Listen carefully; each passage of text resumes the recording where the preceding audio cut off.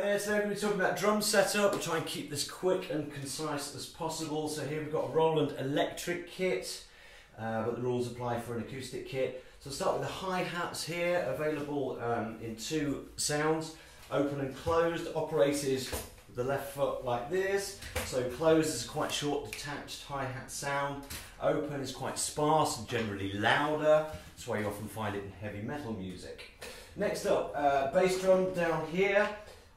Separate from the rest of the kit, also pedal operated by the right foot. Also available here, you sometimes see a double pedal to get things like 16th notes. Again, you often find this in metal music. Here on the right hand side you've got a floor tom. It's called floor tom for a reason, because it has its own separate three-way stand. Rack mounted toms here. So rack toms for short, they're usually attached onto the bass drum. Then over here you've got the ride cymbal, again separate standing, and the crash cymbal here, separate standing. So just later on I'll talk about adjustments of these things and the drummer's stool.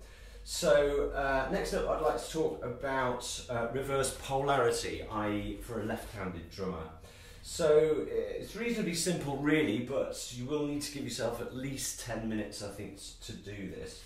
So first of all, if it was me, I would reverse the polarity of the floor tom here and the hi-hats there, reverse those around the central snare. You would also reverse the polarity of the two rack toms. And then finally, the separate standing crash and ride cymbals, reverse the polarity that way. Thus you have a left-handed drum kit. Now for any other adjustments, because one of the things with exams is you have lots of different ranges of ages, so it's important to know how to adjust the drummer's stool. Now normally, if I lift this up, it's a twist mechanism like that. Okay, so shorten it that way, going right, and left to loosen it to go up. So, next up, adjusting the height on a cymbal. So that would be this key mechanism here, and if you undo that twist, you can raise the height of the crash here. So that would be exactly the same with the ride cymbal over here, it's the same key. Finally, one small note on tuning. I would always take a drum key with me, and tuning will be done by quarter steps, tightening here, go on opposite ends like that, and reverse, and then you can adjust the pitch of each individual drum.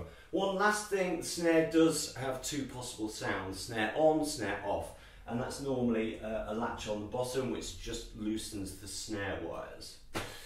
I think that's pretty much it. I've covered everything I need to. Thank you for watching.